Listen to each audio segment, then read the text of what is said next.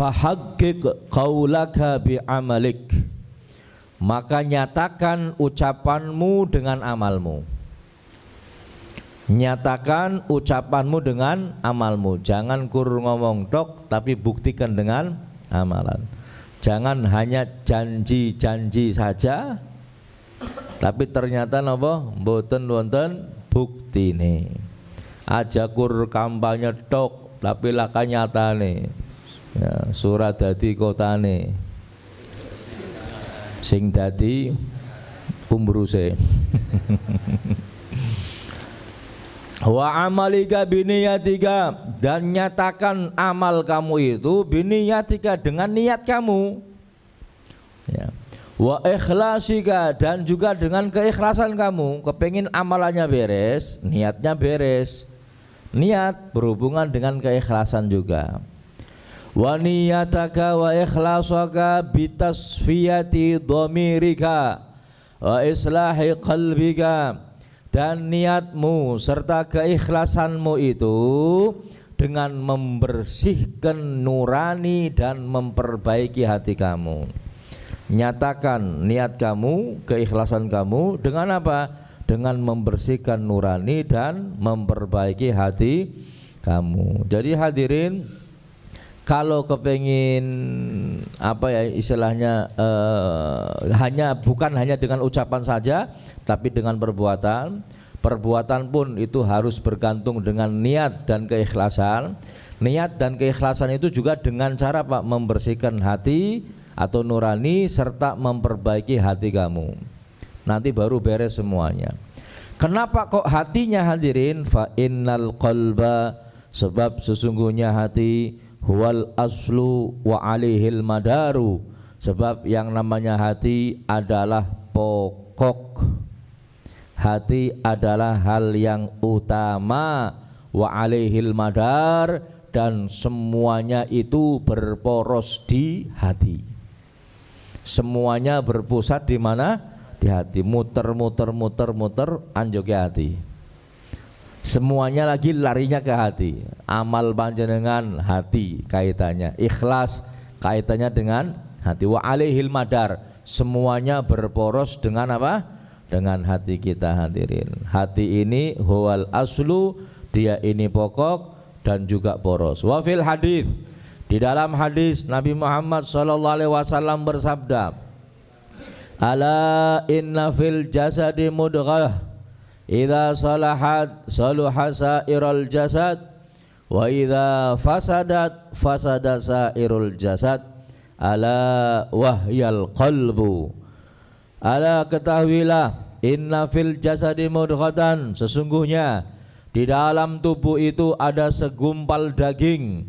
Idza salahat, apabila segumpal daging itu baik, saluha sairul jasad, maka baik pula semua jasad.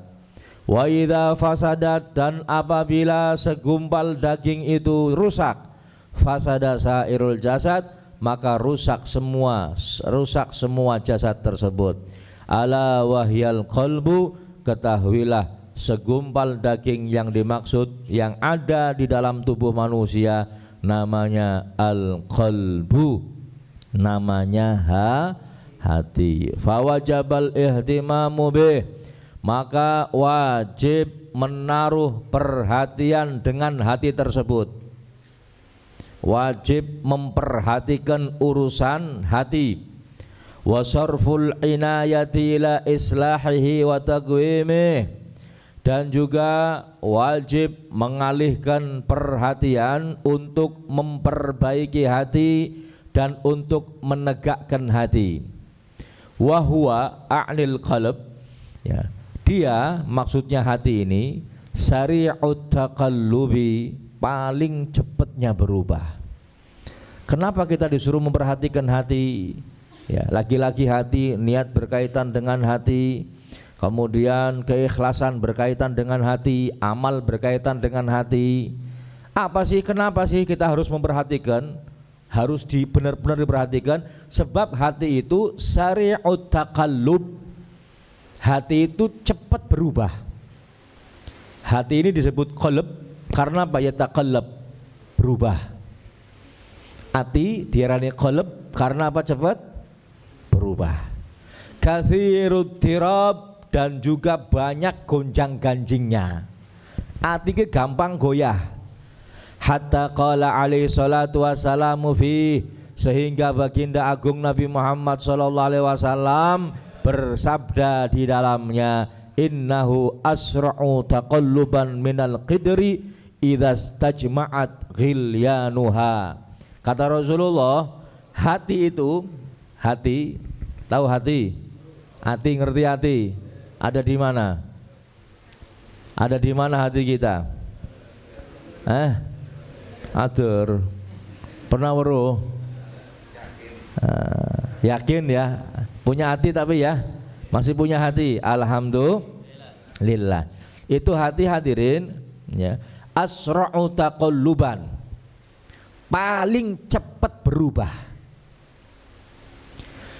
Minal qidri, dibandingkan bahkan diumpamakan dengan qidr, dengan apa ya? Blekutuk-blekutuke banyu dong mateng apa? Idza stajma'at ghilyanuha, ketika maksimal mendidih air di dalam bejana, kalau digodok, direbus kan apa? Blekutuk kan cepat, itu lebih cepat daripada blekutuknya air. Blekutuk bahasa apa ya? Gelembung bukan, buih bukan. Ini kalau matang panas air keluar blekutuknya, itu namanya apa? Bukan buih, bukan gelembung nanti. Kalau gelembung lain lagi. Gelembung itu biasanya apa ya, kayak sabun, kemudian ini ada gelembungnya. Kalau buih yang ada di laut kan enggak, buih enggak mesti harus mendidih hadirin, tapi ini mendidih, namanya blekutuknya. Angel bahasanya gitu. Artinya apa? Hati itu lebih cepat dari blekutuk, lebih cepat ada berubah. Angel bahasanya. Wa kana alaihi salatu wassalam katsiran ma yad'u, dan dulu Nabi Muhammad itu sering berdoa. Apa doa beliau? Ya muqallibal qulub, tsabbit qalbi ala dinik. Nabi Muhammad dulu sering berdoa, wahai yang membolak-balikan hati, tsabbit qalbi, tetapkan, kuatkan, teguhkan hati saya atas agamamu. Agama ini sifatnya umum, mungkin akidah, mungkin keyakinan, mungkin ajaran, mungkin sunnah, mungkin ini. Tetapkan atas agamamu ya Allah.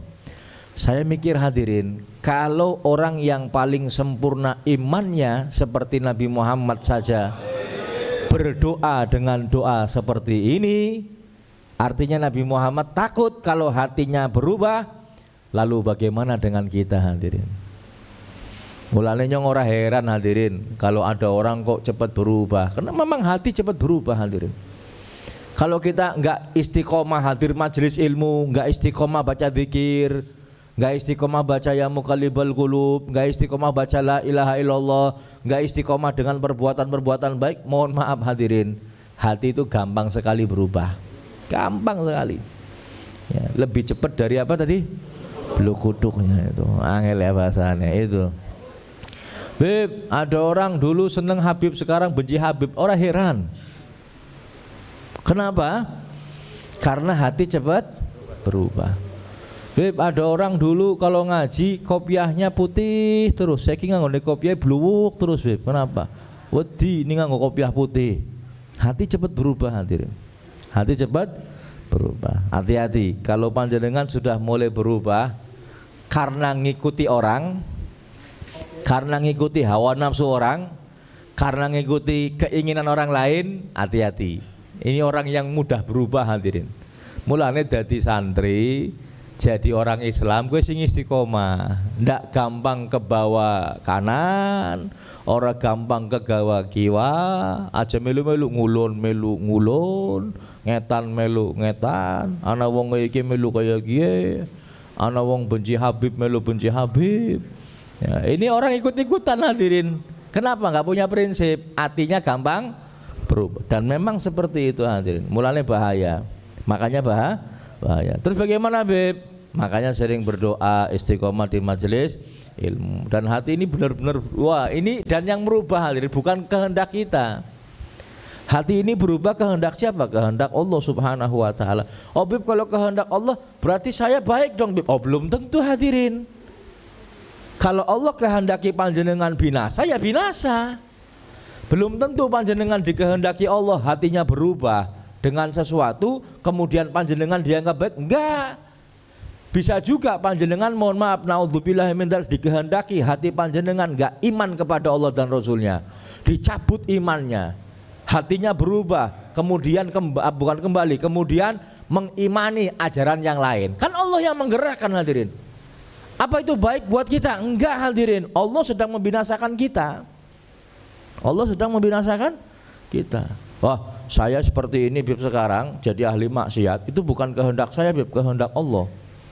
Jadi semuanya takdir Allah Bib. Orang yang menisbatkan perbuatan maksiat yang dilakukan oleh dirinya kepada Allah, dosanya 2 kali lipat. Dosanya 2 kali lipat. Betul, semuanya Allah yang menentukan. Cuman bagian dari tata krama kita hadirin, ketika perbuatan buruk itu dinisbatkan kepada diri kita sendiri, bukan kepada Allah. Walaupun hakikatnya Allah yang ngatur hadirin. Tapi kenapa Allah kok ngatur, Allah menghendaki kita dengan perbuatan buruk? Karena Allah nggak suka dengan kita, nggak ridho dengan kita. Aja pede jenengan, oh Gusti Allah apa istilahnya menentukan saya berbuat maksiat, berarti Allah menghendaki saya seperti ini, berarti Gusti Allah senang. Enggak, Gusti Allah murka dengan kita hadirin. Na'udzubillahi min dzalik.